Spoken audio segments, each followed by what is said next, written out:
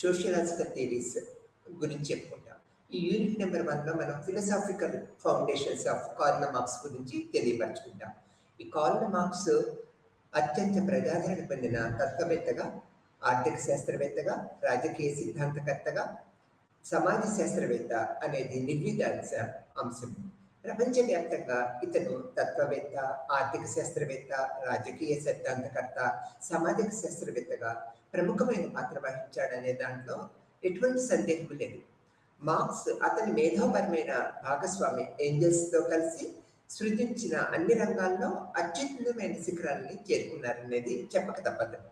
ఉత్పత్తి విధానాలు, కమ్యూనిజము, వర్గ పోరాటము, చారిత్రక విశ్లేషణ బహుళ ప్రజాదరణలో ఉన్నవి.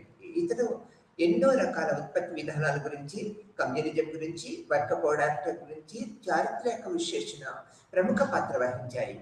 ఆ తర్వాత ఎన్నో రంగాలు, దేశాలకు వాస్తవమైన సరైన వివరణను, ఈ రంగాల మీద అనేక రకాల వివరణలను ఇచ్చి ప్రజల్ని చైతన్యవంతంగా, శ్రామిక వర్గాన్ని చైతన్యవంతంగా చేశారనటంలో ఎటువంటి సందేహం లేదనమాట. వివిధ దేశాల్లో విప్లవాత్మక మార్పులు రావడానికి ఇతను ముఖ్య కారకుడుగా మనం చెప్పుకోవచ్చు అనమాట. ఇది క్యూబా, చైనా, ఒకప్పటి సోవియట్ యూనియన్లో వంటి కొత్త దేశాలు ఏర్పడటానికి ఇతని యొక్క భావజాలము దోహదం చేసింది, ఎంతో ప్రభావవంతం చేసింది అనేది చెప్పుకోవచ్చు. క్యూబా, చైనాలో ఇప్పటికి కూడా ఇతని యొక్క భావజాలము నిరంతరము కొనసాగుతూనే ఉన్నది.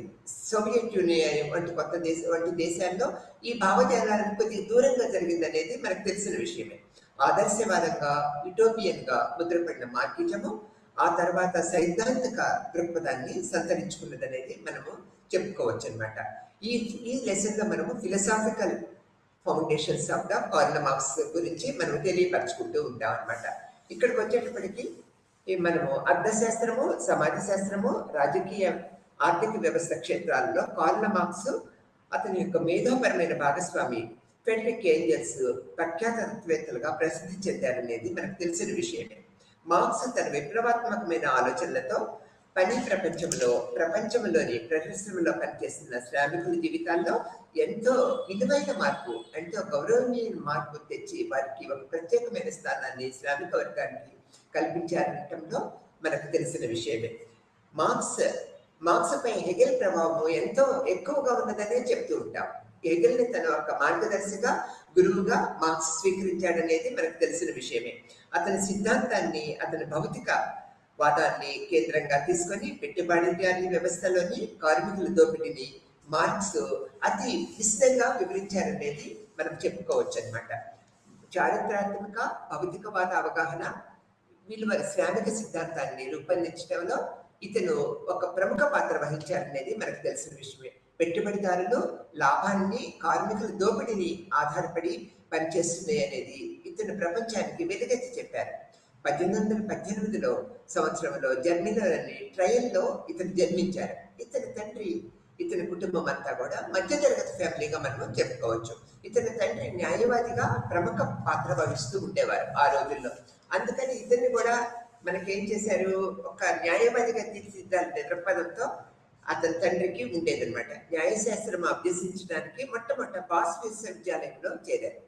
వీళ్ళు మొట్టమొదటి నుంచి కూడా యూదులు అనమాట. కానీ అప్పటికి సామాజిక, ఆర్థిక, రాజకీయ పరిస్థితుల వల్ల వీళ్ళ తండ్రి గారు క్రైస్తవ మతాన్ని స్వీకరించారు. తర్వాత ఇక్కడ ఇతని నుంచి బాస్ యూనివర్సిటీలో ఇతను న్యాయశాస్త్రం అభ్యసించి తర్వాత ఇతను అనేక రకాల కారణాల వల్ల ప్యారిస్కి వలస వెళ్ళారనేది మనకు తెలిసిన విషయమే. బ్రిటిష్ రాజకీయ అర్థశాస్త్రవేత్త అయిన ఆడమ్ స్మిత్, రికార్డుల వంటి వారి రచనలు వీరి సంస్కరణవాదము, సాంఘిక సిద్ధాంతాలకి ఇతను ఆలంబన చేసుకున్నారనేది ఫ్రమ్ ది బిగినింగ్ లో ఇతను ఆలంబన అంటే వాళ్ళ యొక్క రచనల యొక్క, వాళ్ళ యొక్క విజ్ఞాన పరిస్థితుల్ని ఇతను పుడికి పుచ్చుకున్నాడు అనేది తెలిసిన విషయమే. ఆ తర్వాత ఇతను ఒక ప్రత్యేకమైన దృక్పథాన్ని ఏర్పరచుకున్నారు.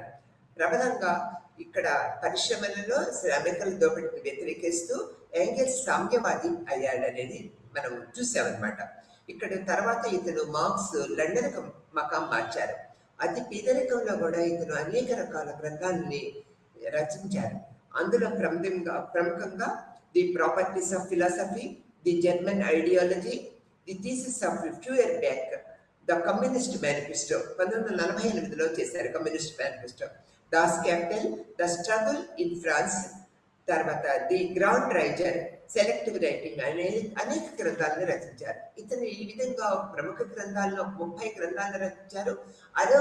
అనేక రకాలైన పరిశోధన వ్యాసాలను కూడా మార్క్స్ రాశారనేది మనకి తెలిసిన విషయమే. సిద్ధాంతపరంగా ఇతను పెట్టుబడిదారులు, శ్రామిక వర్గాన్ని బేస్ చేసుకున్నారు. ఈ యొక్క శ్రామిక దోపిడీ ఏ విధంగా జరుగుతున్నది, శ్రామిక వర్గం యొక్క సామాజిక పరిస్థితులు ఏ విధంగా ఉన్నవి, భూస్వామి పెట్టుబడిదారుల యొక్క వర్గం యొక్క స్థితిగతులు ఏ విధంగా ఉన్నాయి ఆ రోజుల్లో అనేవి ఇతను విడమర్చి అనేక రకాల సిద్ధాంత వ్యాసాల్లో, అనేక రకాల తన రచనల్లో చెప్పారనేది మనం చూస్తూ ఉన్నాం. ఇతను యొక్క మిగులు విలువ సిద్ధాంతము అర్థశాస్త్రానికి ఆధారంగా ఉన్నది. ఇతని మిగులు విలువ సిద్ధాంతము అర్థశాస్త్రానికి ఆధారంగా ఉపరితల నిర్మితి విశ్లేషణ, వర్గ పోరాటము సిద్ధాంతాల్లో సమాజ శాస్త్రము, రాజకీయ అర్థ వ్యవస్థలకు ఎంతో విలువైన సేవలను అందించారనేది మనము చెప్పుకుంటూ ఉన్నాం అన్నమాట.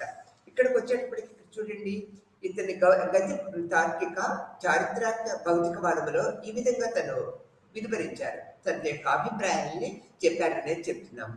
తన కంటే ముందున్న తత్వవేత్తల వల్లే కాకుండా ఇతను ఒక ప్రత్యేకమైన పందాన్ని ఏర్పరచుకున్నారు అనేది మనకు తెలిసిన విషయమే.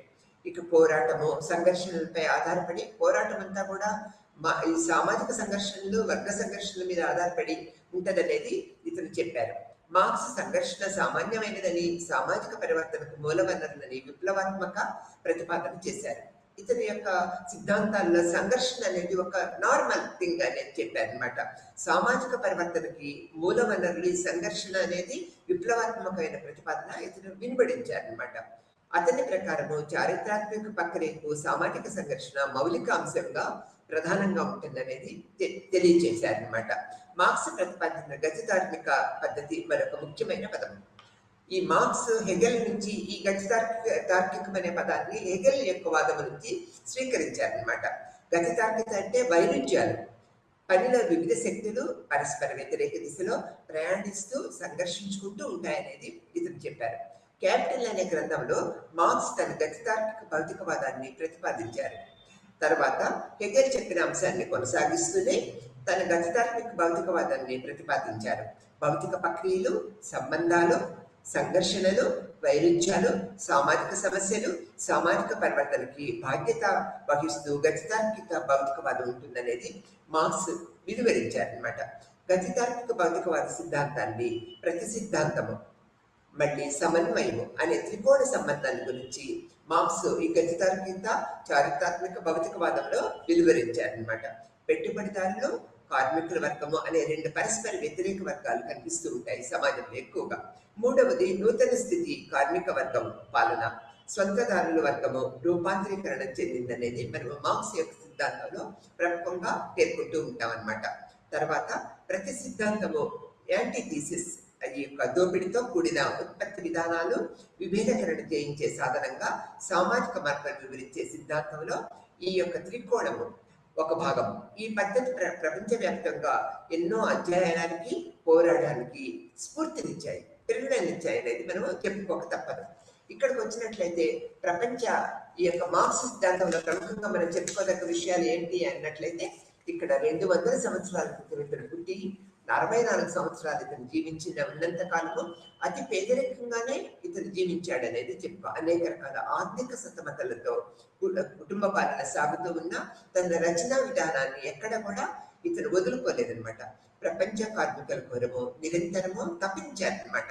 వర్గ పోరాటాల గురించి అతి చక్కగా, అంటే అందరికీ అర్థమయ్యే విధంగా, సామాజికంలో ఉన్న ప్రజలందరికీ అర్థం చేసుకునే విధంగా వర్గ పోరాటం ఉన్నట్లుగా, అంటే భూస్వాములు రైతులను దోచుకున్నట్లుగా, భూస్వాములు ప్రజలను దోచుకున్నట్లుగా ఒక వర్గము వేరొక వర్గాన్ని నిరంతరము దోచుకుంటూ ముందుకు పెడుతూ ఉంటది. అదే పెట్టుబడిదారీ విధానం యొక్క ప్రధాన లక్షణంగా ఇతను చెప్పారు. పెట్టుబడిదారులు శ్రామికులు, యజమానులు సేవకులు, పాలకులు పీడితులు, అంటే ఈ యొక్క ప్రజలను ఈ విధంగా డివిజన్ చేశారు. ఎలా? పెట్టుబడిదారులు శ్రామికులు, యజమానులు సేవకులు, తర్వాత పాలకులు, మళ్ళీ పీడితులు అంటే పీడిత వర్గం అంటే శ్రామిక వర్గంగా ఇతన్ని విడివించారు. వర్గ వైవిధ్యం వల్ల, వర్గంలో ఉన్న అనేక రకాల ప్రక్రియా పద్ధతుల వల్ల సామ్యవాదము ఉద్భవించింది అనేది మనము ఈ యొక్క మార్క్స్ సిద్ధాంతం వల్ల తెలుసుకుంటూ ఉన్నాము. సమాన హక్కులు ప్రజలందరికీ కూడా, అంటే పెట్టుబడిదారులకు ఎటువంటి హక్కులు ఉంటాయో శ్రామికులు కూడా అంతకన్నా ఎక్కువ విలువైన హక్కులు ఉండాలనే దృక్పథాన్ని ఇతను చెప్పారు. ఇక్కడ శ్రమకు తగ్గ ప్రతిఫలం అనేది పొందాలి, అంటే ప్రతి ఒక్క శ్రామికుడు శ్రమకు తగ్గ ప్రతిఫలాన్ని పొందాలనేది వివరించారు. దీనికి శ్రమకు తగ్గ ప్రతిఫలం కావాలంటే మనం ఒక సంఘర్షణ సిద్ధాంతం వల్ల కాదు కదా. అందుకని విప్లవ పోరాటాలు ఇతనికి ఎక్కువ ఆసరాగా ఉంటాయి. అంటే సంఘర్షణ పద్ధతిలో విప్లవ పోరాటాలు దోహదం చేస్తే అనే దృక్పథాన్ని మనం తెలుసుకోవచ్చు. సోషలిస్టు సమాజాన్ని ఏర్పడినట్లయితే పెట్టుబడిదారులకి నుంచి శ్రామికులకు ప్రత్యేకమైన లాభయుక్తమైన హక్కులు ఏర్పడతాయి అనేది చెప్పారు. దీనికి ఇతను ముఖ్య కారణం అసలు సమాజంలో పెట్టుబడిదారులు ఉండకుండా ఉండాలంటే, లేకపోతే లాభాపేక్ష లేని వ్యక్తులు ఉండాలంటే ఏం చేయాలని చెప్పారంటే వ్యక్తిగత ఆస్తి అనేది ఉండకూడదు. ప్రభుత్వాలు ఈ యొక్క రాజ్యాలన్నీ కూడా వ్యక్తిగత ఆస్తులను రద్దు చేసినట్లయితే పెట్టుబడిదారులనే యోచనే ఉండదు కదా, ప్రజలందరూ సమానమైన హక్కులు పొందగలుగుతారు కదా. అటువంటిప్పుడు ఈ వ్యక్తిగత ఆస్తి లేకుండా ఉన్నట్లయితే ప్రజలందరూ సమానమైన హక్కులు, సమాజంలో సమానమైన హోదాను కూడా పొందగలుగుతారనే దృక్పథాన్ని మనకి తెలుస్తూ ఉంటుంది. ఎప్పుడు వ్యక్తిగత ఆస్తి హక్కు రద్దు అయినట్లయితే అందరికీ హక్కు అనుభవించే హక్కు ఉండాలి. అంటే సమాజంలో ఎటువంటి హక్కులు ఉన్నాయి, ఆ హక్కులన్నీ సామాన్య ప్రజలందరూ కూడా, సమాజంలో ఉన్న ప్రజలందరూ కూడా అనుభవించే స్వేచ్ఛాపూరితమైన పరిపాలనా విధానం ఉండాలనేది ఇతను చెప్పారు. తర్వాత శ్రమ దోపిడీ, నిరంతరము ఒక వర్గం వారు వేరొక వర్గం వారి నుంచి శ్రమ దోపిడీకి గురవుతూ ఉంటారు. అంటే ఎక్కువ పని చేయించుకుంటారు, అతి తక్కువ ప్రతిఫలం ఇస్తూ ఉంటారు.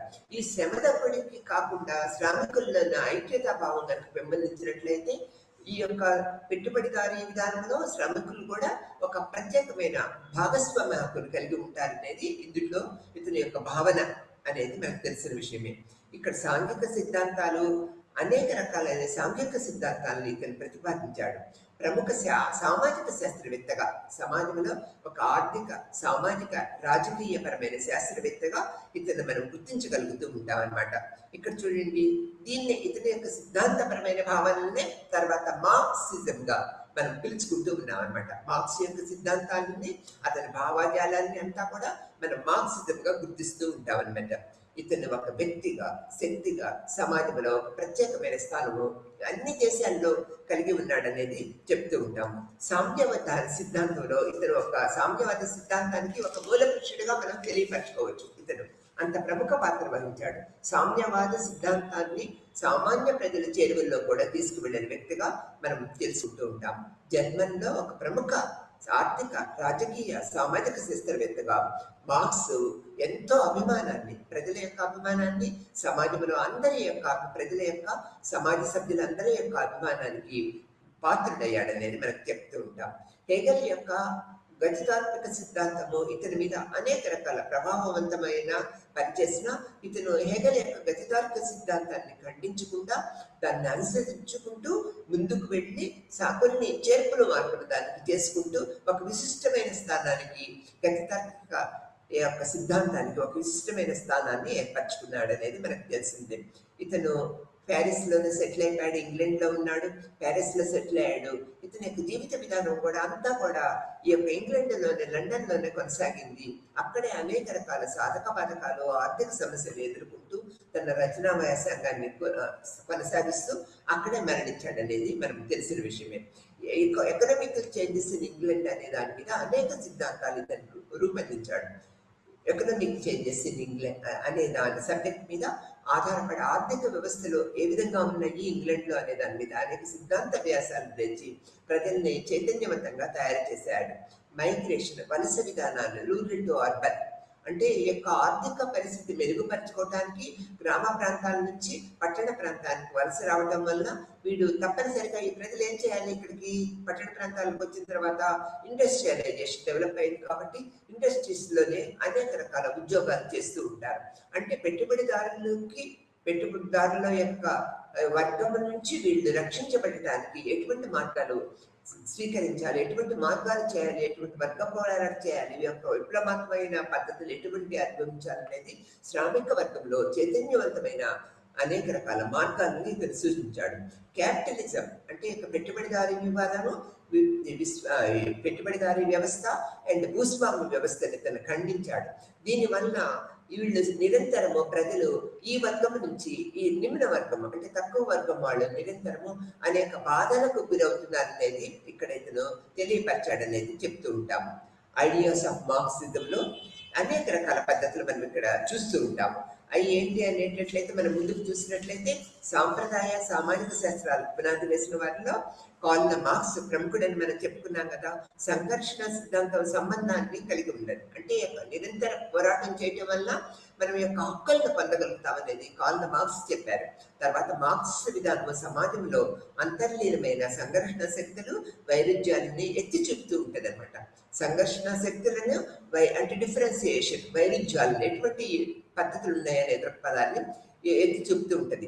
ఇక్కడ డెనెటికల్ అంటే వ్యతిరేక శక్తులను వాడాడు. ఇక్కడ పెట్టుబడిదారుల వ్యవస్థలో గతితాత్మక వ్యవస్థ యొక్క పద్ధతుల్ని వ్యతిరేక శక్తులు ఏ విధంగా పనిచేస్తున్నాయి, వీళ్ళని ఇస్లామిక వర్గాన్ని ఎలా అణిచివేస్తున్నాయి అనేది ఇతను ఒక రూపకల్పన చేసి చూపించారనమాట.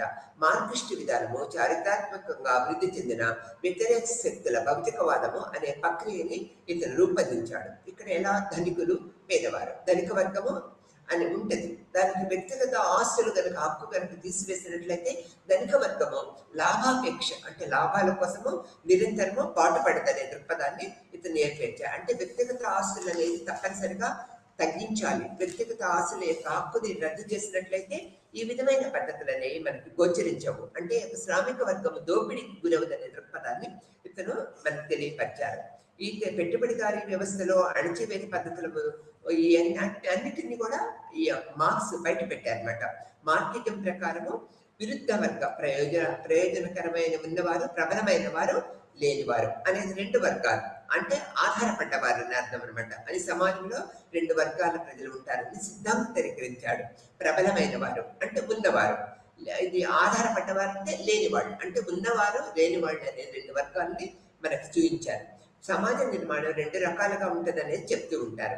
ఒకటి పునాది, ఆర్థిక స్థితి ఎలా ఉన్నది, మరియు ఉపరితల నిర్మాణం, ఆలోచన ధోరణి, సంస్కృతి, రాజకీయము మరియు రాజ్యం మొదలైన ఎలా ఉన్నాయి అనేది సమాజ నిర్మాణంలో రెండు రకాలు. పునాది అండ్ ఉపరితల నిర్మాణం అనేది రెండు రకాల సిద్ధాంతాన్ని ఇతను వెలువడించి చేశారు. సమాజం అధ్యయనం చేయడానికి ఈ ఆర్థిక కార్యకలాపాలు, వాటి మధ్య పరస్పర చర్యలు, ఆర్థిక మరియు ఇతర సమస్యల మధ్య సంబంధము గురించి అవగాహన ఏర్పరిచారనమాట. తర్వాత మానవ చరిత్ర వివిధ స్థాయిల్లో ఎలా మారిందో, ఎలా ఉండాలి అనేది, పునాది ఉపరితల నిర్మాణం సమన్వయము ఎలా పనిచేస్తున్నది అనేది ఇక్కడ మనకి తెలియపరుస్తూ ఉంటుంది అనేది మనకు తెలిసిన విషయమే. ఈ విధమైన పద్ధతుల్లోకి వచ్చేటప్పటికీ ఇక్కడ మనం ఏ విషయాలను మన పరిగణలోకి తీసుకోవాలని చెప్పారన్నట్లయితే ఉత్పత్తి విధానాలు. ఇక్కడ ఉత్పత్తి విధానాలకు వచ్చేటి ఉత్పత్తి విధానాలు కేంద్ర బిందువులు. మానవ సమాజము చారిత్రాత్మక అభివృద్ధిలో ఎన్నో దశలుగా ఉత్పత్తి విధానాలు ఉన్నాయనేది ఇతను చెప్పారు. ఉత్పత్తి విధానాలు నిర్మితులు ఉంటాయి. ప్రారంభ దశల్లో చిన్న చిన్న మానవ సమాజాలు ఉంటాయి. ఆస్తి వ్యవస్థ లేదా వనరులపై సామాన్యాధికారం ఉండేది కాదు. ఇది ఆస్తి హక్కు మీద సమాజం మీద ఎటువంటి అధికారం ఎవరికి ఉండేది కాదనమాట. అందరూ కలిసికట్టుగా ఎవరి పనులు వాడు చేసుకుంటూ ఉండేవాళ్ళు. ఎప్పుడు ఇవి ప్రారంభం మానవ సమాజం ఆ విధంగా ఉండేదనేది చెప్తూ ఉంటారు. ఆదిమ కమ్యూనిజం అని పిలిచారు. ఈ సమాజాన్ని ఆదిమ కమ్యూనిజంగా మార్క్స్ పేరు పెట్టారనమాట. ఉత్పత్తి పెరగడంతో కొత్త ఉత్పత్తి విధానాలు ఆవిర్భించాయి. ప్రైవేట్ ఆస్తి సామ్యాధికారము ఏర్పడింది. అంటే ఉత్పత్తి విధానాలు పెరుగుతూ ఉన్నాయి, కొత్త ఉత్పత్తులు ప్రారంభమైపోయాయి. అప్పుడేంటి, ప్రైవేట్ ఆస్తి విలువ పెరిగిందనమాట. సామ్యాధికారాన్ని కొంతమంది ప్రజలు కొంతమంది ప్రజలు ఆ యొక్క అధికారాన్ని తీసుకోవడానికి ప్రయత్నిస్తూ ఉన్నారు. సమాజము స్థిర వ్యవసాయము, భూస్వామి ఆస్తి సంబంధమైన పద్ధతులపై ఆధారపడి వృద్ధి చెందుతూ ఉంటాయన్నమాట సమాజం.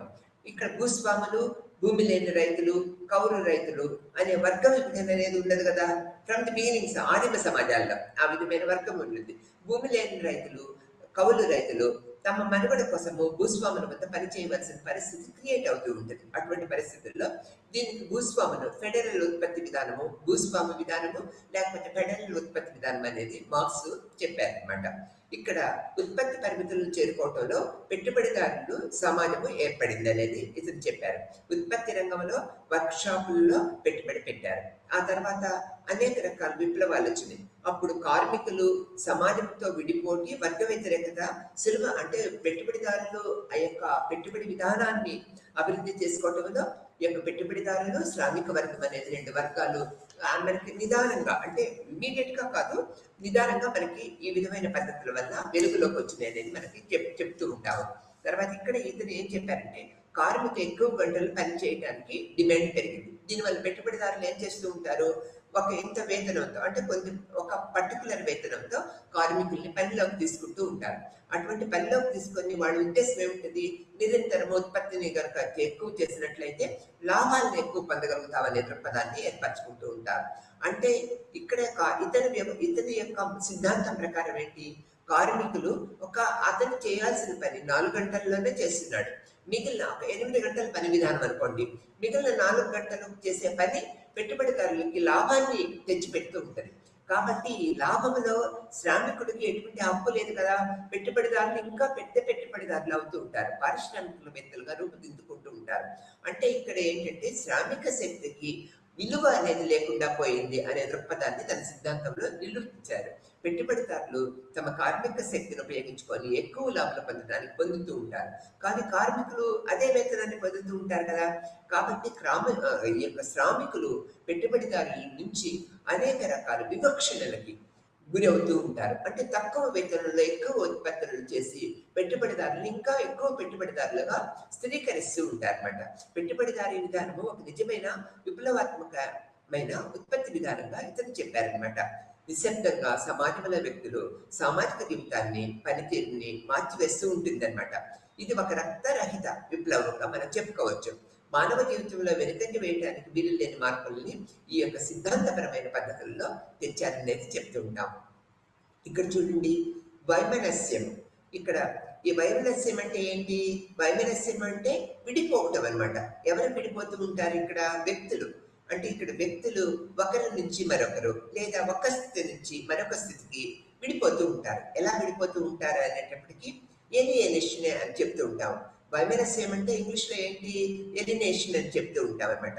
పారిశ్రామిక పెట్టుబడిదారీ వ్యవస్థ శ్రామికులను దోపిడీ చేస్తున్న తీరును, శ్రామికులపై ఏ విధంగా మానవత్వాన్ని పోగొట్టుకుంటుంది, తమ నుంచి తామే ఎలా విడిపోతున్నారు ఈ శ్రామికులు అనేది తాత్వ శాస్త్రపరమైన, మనోవిజ్ఞాన శాస్త్రపరమైన, సామాజిక శాస్త్ర దృక్కోణాలతో అతి చక్కగా మార్క్స్ వివరించారు. దీంట్లో 4 రకాలుగా చెప్పారనమాట. పారిశ్రామిక సమాజంలో సామాజిక నిర్మితి ప్రజల్ని అణిసివేస్తుందని చెప్తూ ఇక్కడ ఉత్పత్తి వైమనస్యము అంటే ఇక్కడేంటి, కార్మికుడు తమ శ్రమ పడిన తయారు చేసిన ఉత్పత్తి అతని యజమాని స్వంతమైనప్పుడు ఆ ఉత్పత్తి నుంచి ఇతను విడిపోతూ ఉంటాడు. అంటే ఉత్పత్తి చేసిన వస్తువులు ఎవరికి చెందుతాయి, యజమానికి చెందుతాయి. ఉత్పత్తి చేసిన వస్తువుపై ఈ యొక్క కార్మికుడికి ఎటువంటి యొక్క హక్కు ఉంటుంది అనమాట. దీన్ని ఉత్పత్తి వైమనస్యము అనేది ఇక్కడ చెప్పారు. ప్రొడక్టివ్ ఎలియనేషన్ అనేది మనం చెప్తూ ఉంటాం. తర్వాత కార్యకలాపాల ఎలిమినేషన్, ఇక్కడ ఏంటి, యాక్టివిటీ ఎలిమినేషన్ అనేది మనం చెప్తూ ఉంటాం.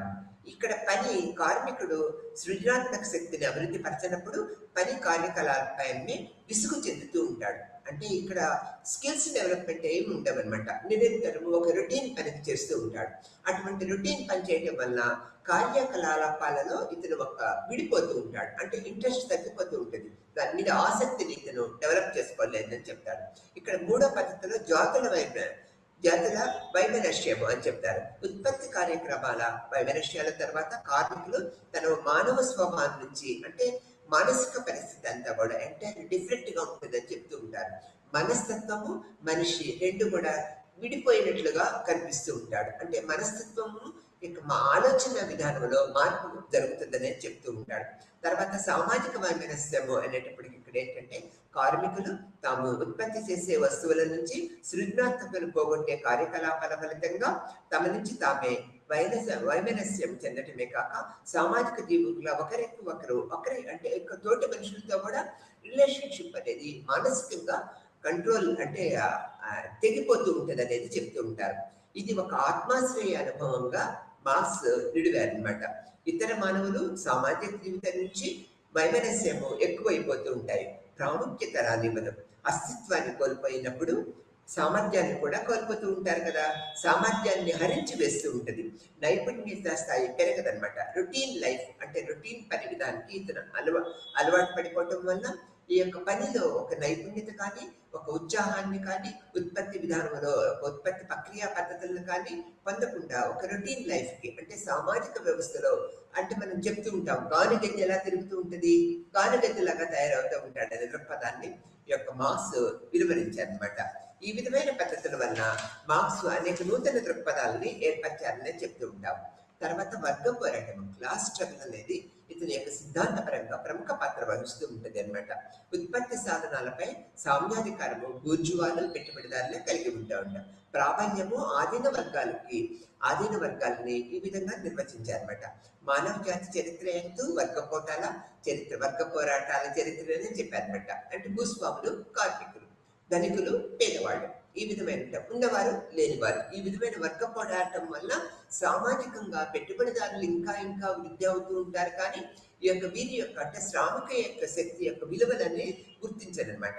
మతము, సంస్కృతి, కళ, చట్టము వంటి అనేక సామాజిక అంశాలలో ఒక ఉత్పత్తి సాధనాలు తప్ప ఆర్థిక శక్తులకి లోబడి ఉంటాయి అనేది ఇక్కడ చెప్పారనమాట. ఇక్కడ చూడండి, మతము, సంస్కృతి, కళ, చట్టము వంటి అన్ని సామాజిక అంశాలు ఒక ఉత్పత్తి సాధనాలు తప్ప అంటే ఉత్పత్తి సాధనాలుగానే ఉంటాయి కానీ ఆర్థిక శక్తులకు లోబడి ఉంటాయి అనేది ఇక్కడ మనం తెలుసుకోవాల్సిన విషయం.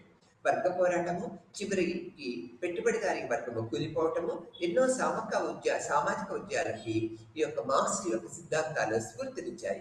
వర్గ చైతన్యము, వర్గము, ఆర్థిక నిర్ధారయకము అనే అంశాలు నిత్యనూతనంగా సమాజంలో ఈ యొక్క సంచలనాన్ని సృష్టించినాయి అనేది మనం చెప్తూ ఉంటాం.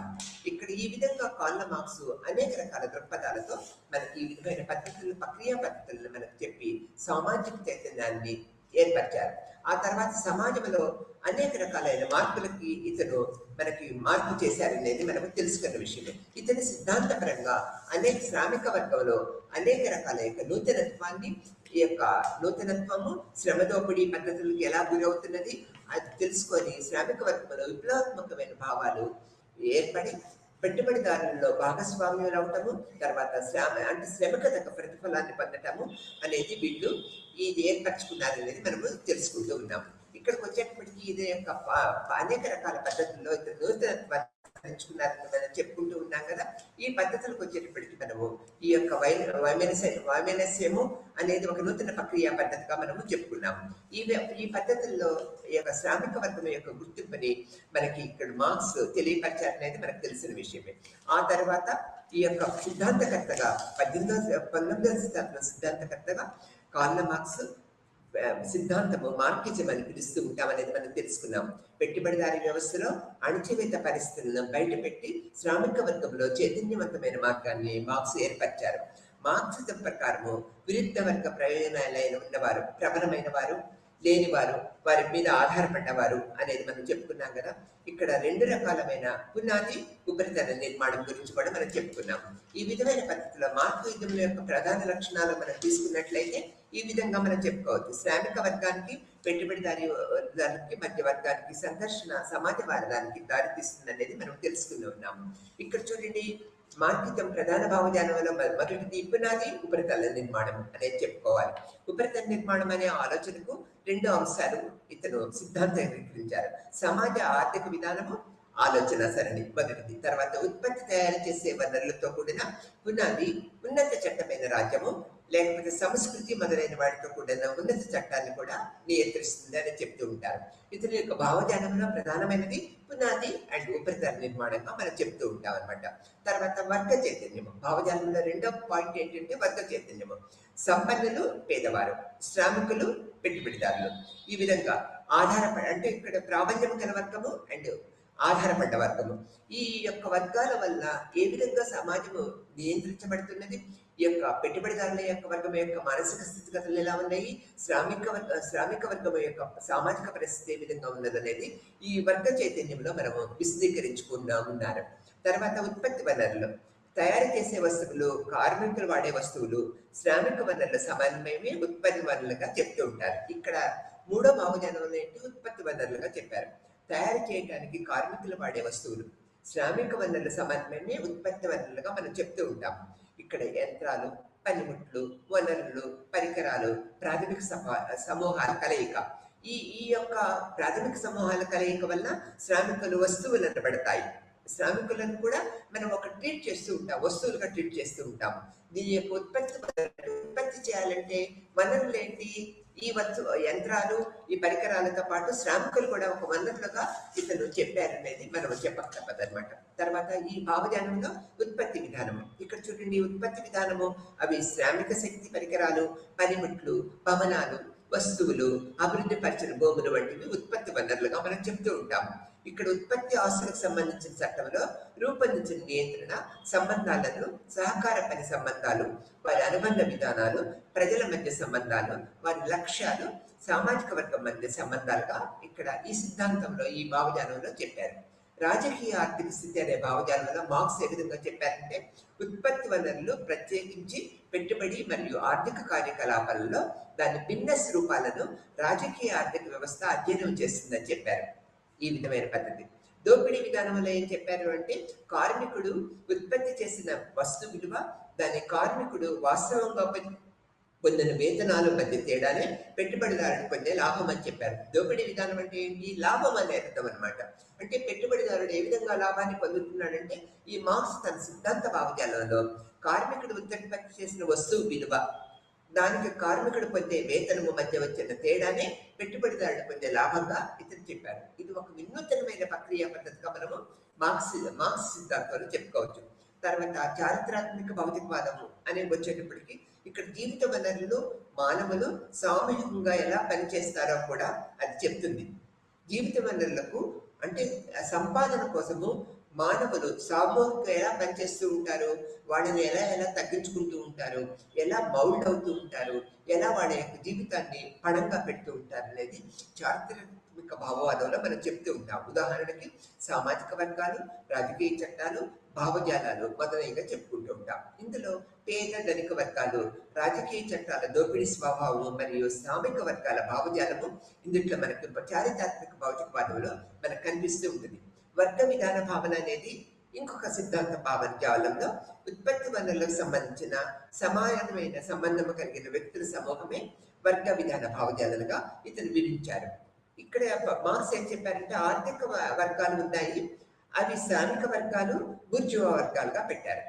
వర్గ విధానాన్ని ఏ విధంగా క్లాసిఫై చేశారంటే, వర్గ విధానాన్ని ఆర్థిక వర్గాలు ఒక పద్ధతి, తర్వాత శ్రామిక వర్గము ఒక పద్ధతి, బూర్జువా వర్గము అంటే పెట్టుబడిదారి వర్గము ఒక పద్ధతిగా చెప్పారు.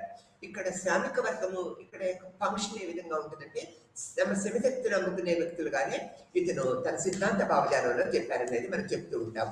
ఇక్కడికి వచ్చేటప్పటికి బూర్జువా వర్గం అంటే ఏంటి? యజమానులు బూర్జువా వర్గం అని పిలుస్తూ ఉంటాం. అధిక సంపన్నులైన బూర్జువాలు, కొద్దిపాటి సంపన్నమైన వాళ్ళు, అనేక రకాలు అంటే రెండు రకాలుగా విభజించాలి. అంటే అధిక సంపద కలిగిన ధనవర్గము, మధ్య తరగతి ధనవర్గముగా రెండు రకాలుగా డివైడ్ చేశారు. వీళ్ళ యొక్క మోటివేషన్ ఏ విధంగా ఉంటుంది? నిరంతరము లాభాపేక్ష ఉంటుంది.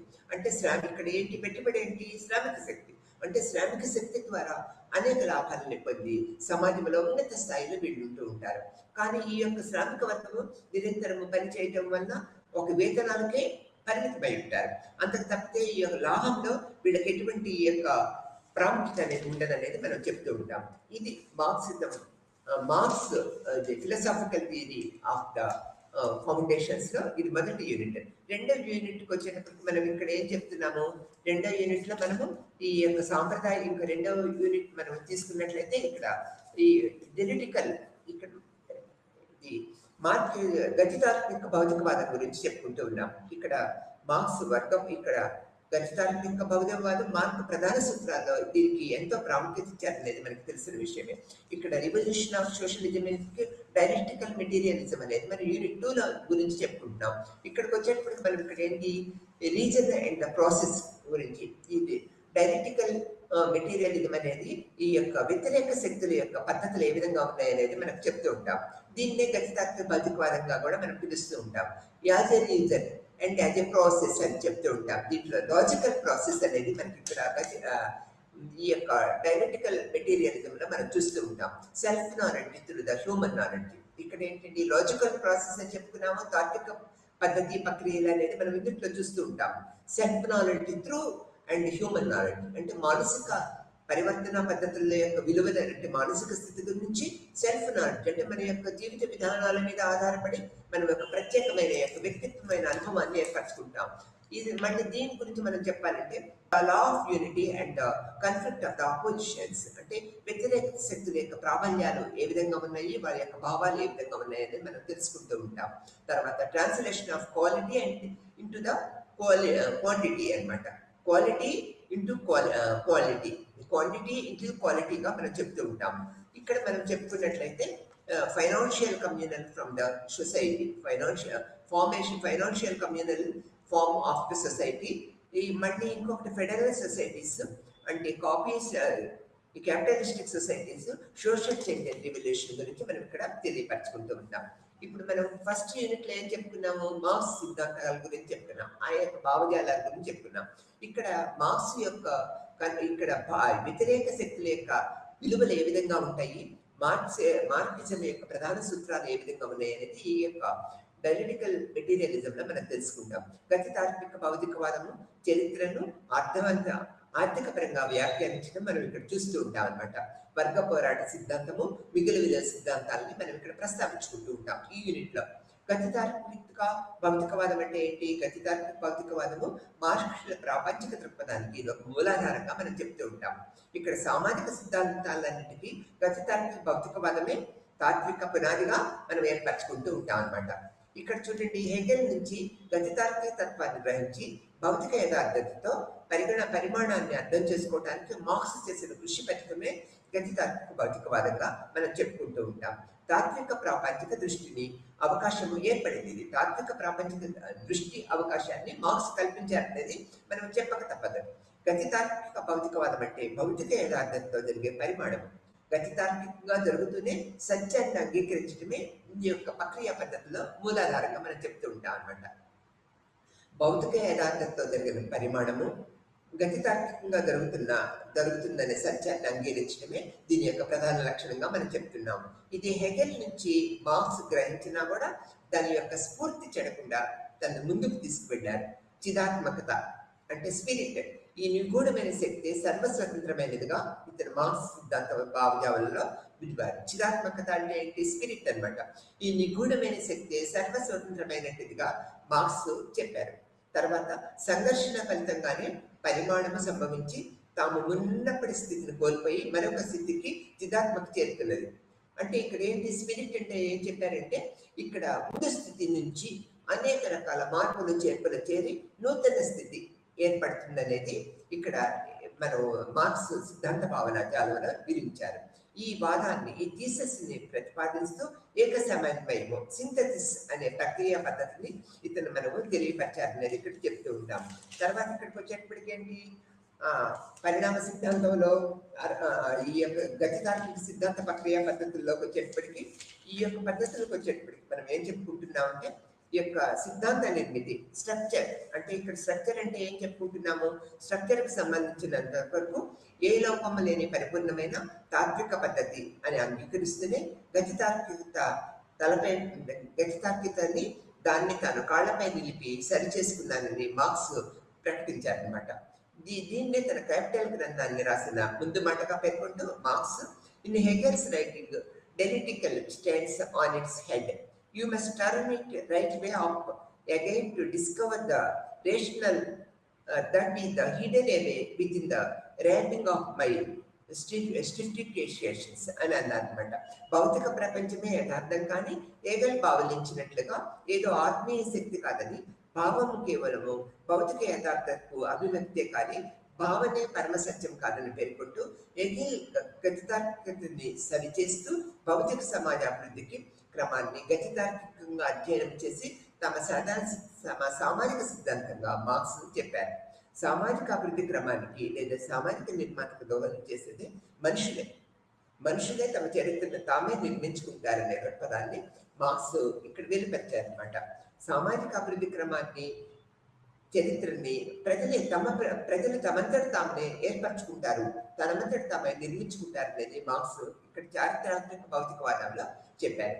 తర్వాత వ్యతిరేక శక్తులతో నుండి అభివృద్ధి వస్తుందని, ఆ సంశ్లేషణ ఒక కొత్త స్థాయికి చేరుస్తుందని మార్క్స్ నేర్చుకున్నాడు. ఇక్కడ మనం ఏం చెప్పుకున్నాము? వ్యతిరేక శక్తులు అని చెప్పాము. ఇక్కడ డైరెక్టికల్ మెటీరియలిజం అంటే ఏంటి? వ్యతిరేక శక్తుల యొక్క భావన అని చెప్పామన్నమాట. ఇక్కడ చూడండి, ఒక సంశ్లేషణ ఒక కొత్త స్థాయికి చేరుస్తుందని మార్క్స్ హెగెల్ ద్వారా నేర్చుకున్నాడు అనమాట. ఆ తర్వాత దాన్ని ఇంప్లిమెంట్ చేశారు అనేది మనం ఇక్కడ తెలిసిన విషయం. చరిత్ర ఆర్థికపరమైన వాక్యాలు ఏ విధంగా ఉన్నదంటే, చరిత్ర ఆదర్శప్రాయమైన ధోరణిని నిరాకరిస్తుంది. ఒక రోల్ మోడల్ గా ఉన్న భావాన్ని చరిత్ర అనేది అనేక కొత్త రూపాలుగా చెప్తూ ఉంటుంది. దాని యొక్క భావాన్ని నిరాకరిస్తూ వస్తుంది అనమాట. చరిత్రకు భౌతిక లేదా ఆర్థిక వాక్యాలు అనేది మార్క్సిస్ట్ విధానంలో ప్రధానమైనది. క్రిటిక్ ఆఫ్ పొలిటికల్ ఎకానమీలో ఉద్భవించిన ఈ భావనకు స్పష్టమైన ఒక వివరణ ఇవ్వబడింది మార్క్స్ ద్వారా. ఇక్కడ సామాజిక, రాజకీయ, మేధా జీవిత విధానాన్ని ఉత్పత్తి సరళి జీవిత భౌతిక వనరులను నియమబద్ధం చేస్తాయి. మానవుల ఉనికికి చైతన్యాన్ని నిర్ధారించదు. తద్భిన్నంగా వారి చైతన్యానికి, వారి సామాజిక ఉనికి అవసరాలు నిర్ధారిస్తాయి.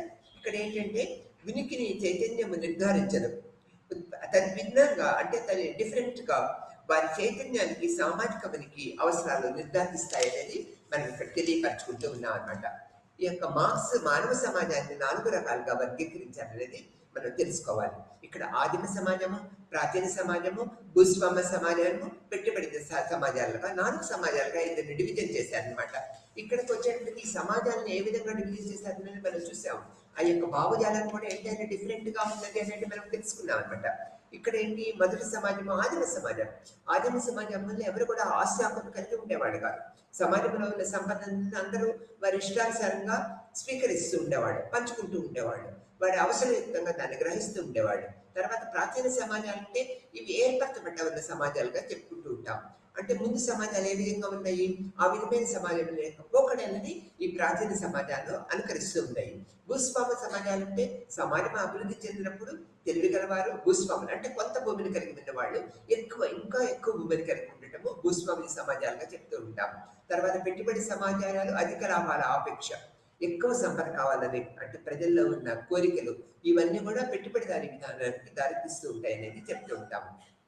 ఇక్కడ మనం ఈ సమాజాలతో పాటు బానిసలు, యజమానులు, సామాన్యులు, కులీనులు, అర్ధ బానిసలు, భూస్వామ వర్గము, సుశిక్షితులు, చేతి పనివారులు, భూక్కువాలు, భూస్వాములు, అంటే సామాజిక వ్యవస్థలో ఇన్ని వర్గం గల ప్రజలు ఉన్నారనే దృక్పథాన్ని ఈ యొక్క మనకి మార్క్స్ తెలియపరిచారు.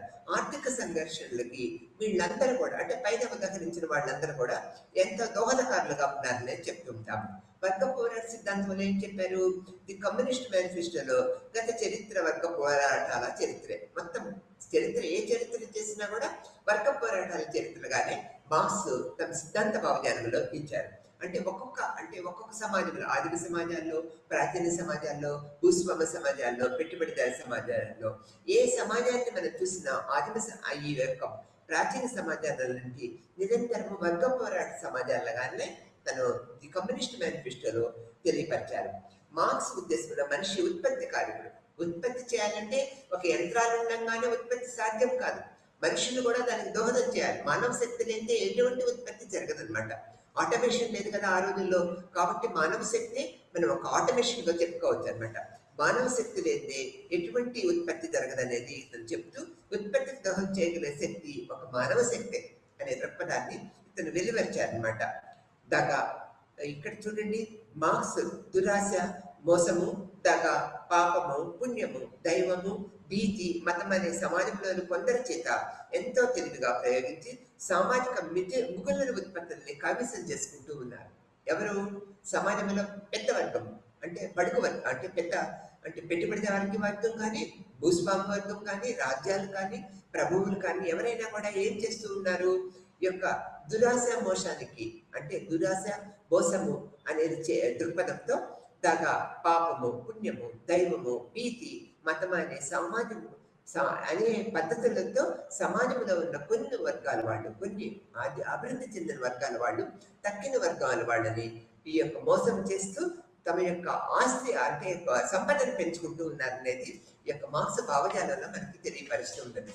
ఆ తర్వాత ఇక్కడ చూడండి, ఆదిమ సమాజం సమాజము యజమానులు బానిసలుగా చేరి వర్గ సమాజాలుగా మారింది. ఆదిమ సమాజాల నుంచి అనేక అనేక రూపాలతో సమాజం డెవలప్ అవుతూ వస్తూ ఉండదన్నమాట. ఇక్కడ మనం ఒక ప్రత్యేకమైన స్థితికి వచ్చినప్పుడు మనం ఏం చేస్తూ ఉన్నాము?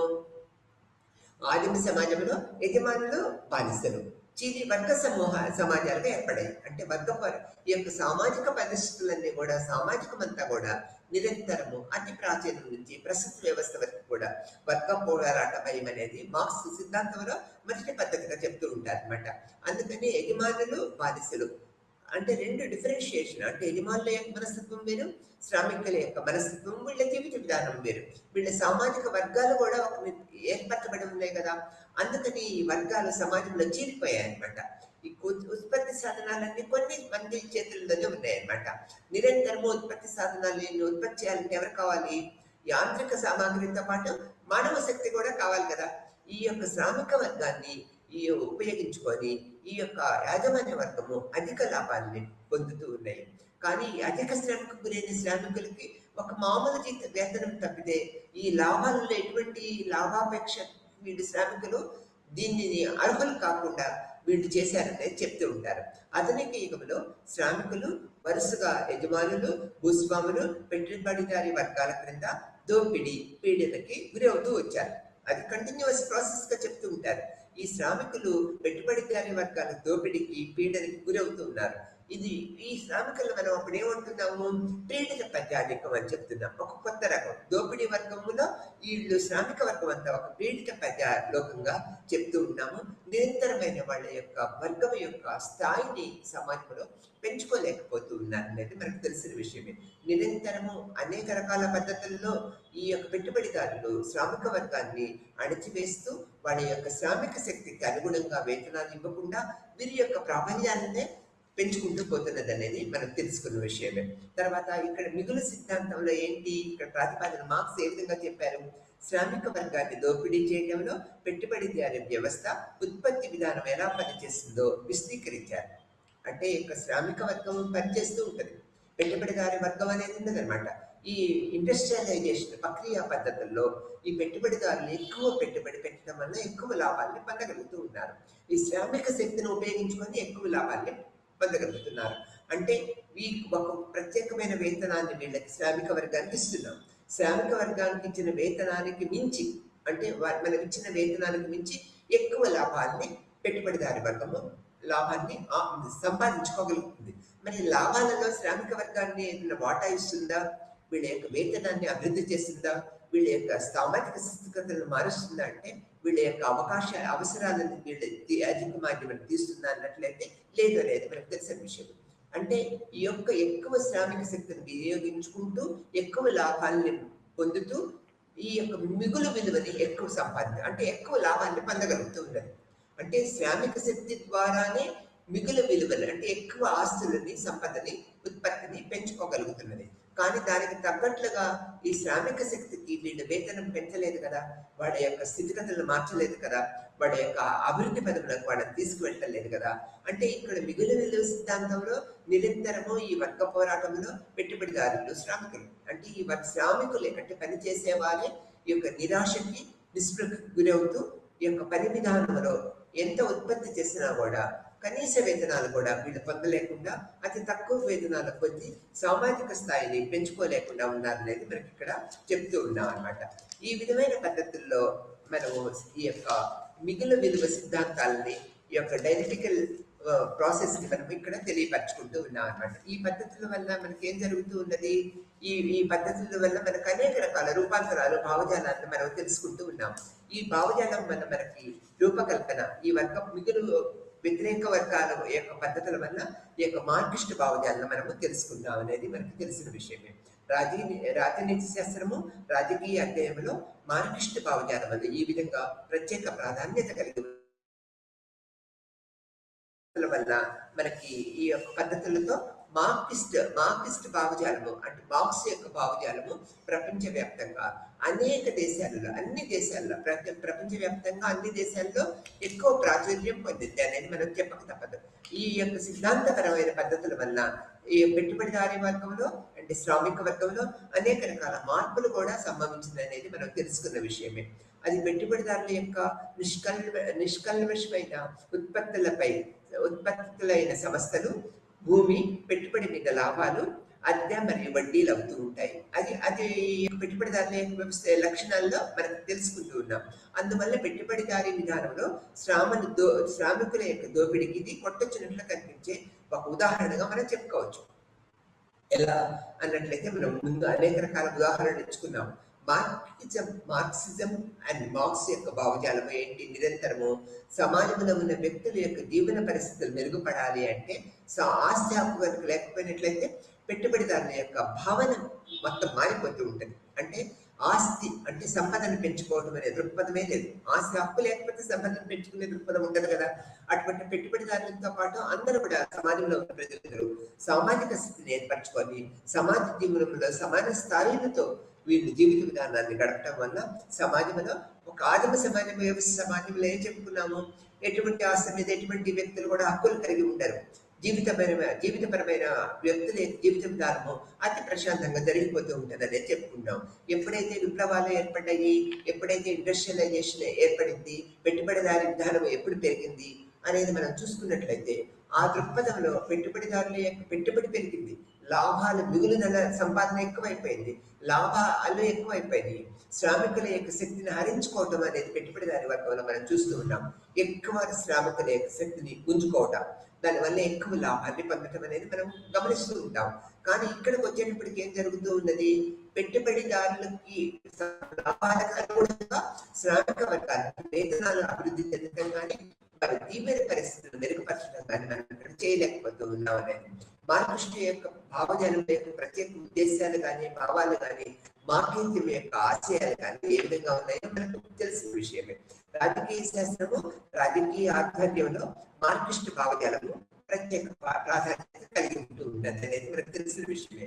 రాజకీయ వాస్తవాలు, రాజకీయ సంస్థల పనితీరులో, రాజకీయ చట్రంలో వివిధ నమూనాల ఆవిర్భావాలను అర్థం చేసుకోవడానికి మార్క్సిస్ట్ ధోరణి ఎంతో విస్తృతంగా వాడుతూ ఉన్నారు. అన్ని దేశాల్లో కూడా మార్క్సిస్ట్ భావజాలాన్ని వాడుతూ ఉన్నాం అన్నమాట.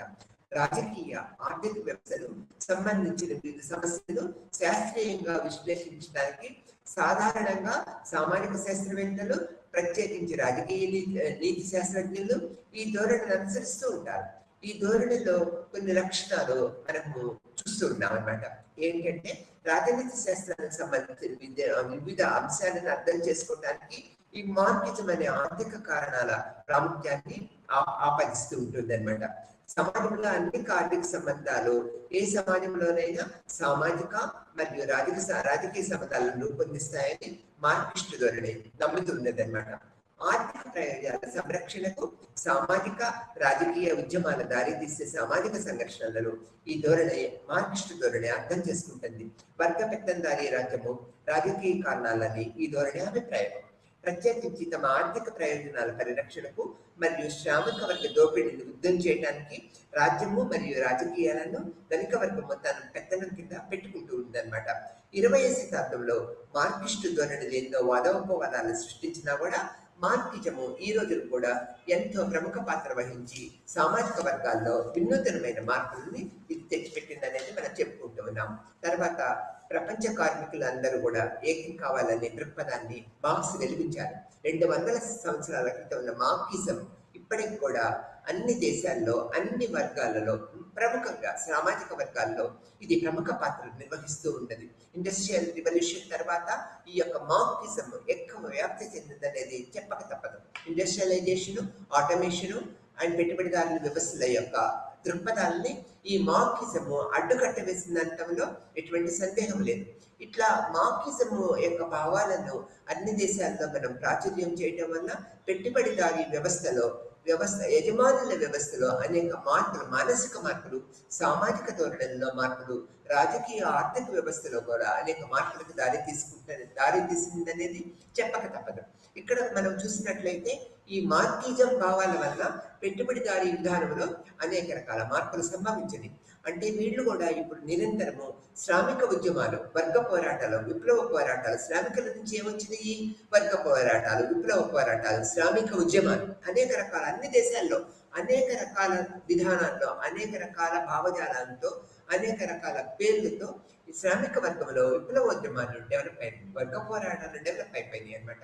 తమ హక్కుల గురించి నిరంతరము ఇంటర్నేషనల్ గా అన్ని సామాజిక వర్గాల్లో ఈ యొక్క దృక్పథాన్ని, భావజాలాన్ని ప్రవేశపెట్టిన ప్రఖ్యాత సామాజిక, ఆర్థిక, రాజకీయ శాస్త్రవేత్తగా మన మార్క్స్ని చెప్పుకుంటూ ఉన్నాం అనమాట. ఇతని యొక్క భావజాలము సామాజిక అన్ని వర్గాల్లో, ప్రపంచ దేశాల్లోని అన్ని వర్గాల్లో ఏర్పరచబడి ఉన్నది. ఇప్పటికి కూడా అన్ని దేశాలు కూడా ఈ శ్రామిక ఇండస్ట్రియలైజేషన్ తర్వాత ఇతని యొక్క ప్రాముఖ్యత ఇంకా ఇంకా పెరిగిందనేది చెప్పక తప్పదన్నమాట. శ్రామిక వర్గానికి ఇతను ఒక పితామహుడుగా చెప్పుకోవచ్చును. సంస్కరణ సిద్ధాంతాల పితామహుడుగా మనం చెప్పుకోవచ్చును. శ్రామిక వర్గం యొక్క శక్తిని ఇతను బహిర్గతం చేశాడనే చెప్పుకోవచ్చు. తమ శక్తి తమకు తెలియనట్లుగా ఈ శ్రామిక వర్గాన్ని వాళ్ళ యొక్క శక్తిని, వాళ్ళ యొక్క స్కిల్ డెవలప్మెంట్ ని, వాళ్ళ యొక్క ఆలోచన విధానాన్ని, వాళ్ళ యొక్క నిగూఢమైన యొక్క విప్లవాత్మకమైన ధోరణులన్నింటినీ కూడా మార్క్స్ వెలికపరిచారు, అంటే వెలికి తీశారనేది చెప్పక తప్పదు. దీనివల్ల ఏంటి? శ్రామిక వర్గంలో వినూత్నమైన దృక్పథం ఏర్పడింది. సామాజిక వర్గాల్లో పెట్టుబడిదారీ వర్గము అండ్ సామాజిక వర్గము, ఇండస్ట్రియలిస్టులు అండ్ పారిశ్రామికవేత్తలు, రాజ్యాంగ అధికారులు, ప్రభుత్వాలు, రాజ్యాలన్నింటిలో కూడా అనేక రకాల మార్పులు సంభవించినాయి అన్నమాట. శ్రామికులకి ఒక ప్రత్యేకమైన విలువను సంతరించుకుంటూ, ఇప్పుడు మనం చూడండి మేడే అని చేస్తూ ఉంటాం, అది శ్రామిక దినోత్సవంగా చెప్తూ ఉంటాం. ఇంటర్నేషనల్ శ్రామిక దినోత్సవాలు కూడా అన్ని దేశాల్లో జరుగుతూ ఉంటాయి. దీనివల్ల ఇదంతా కృషి ఎవరి వల్ల వచ్చింది? మార్క్స్ వల్లే వచ్చింది. నిరంతరం తన 64 ఏళ్ల వయసు వరకు, ఆఖరి నిమిషం వరకు, చచ్చిపోయేంత వరకు అనేక రకాల ఆర్థిక బాధల్ని తను పొందుతూ కూడా అనేక 30 గ్రంథాలు, ప్రముఖ గ్రంథాలను రాశాడు. ఆ తర్వాత ఎన్నో సిద్ధాంతపరమైన వ్యాసాలను రాశారు. శ్రామిక వర్గానికి ఒక వెలుగు దిబ్బేలాగా ఇతను ఉన్నారు.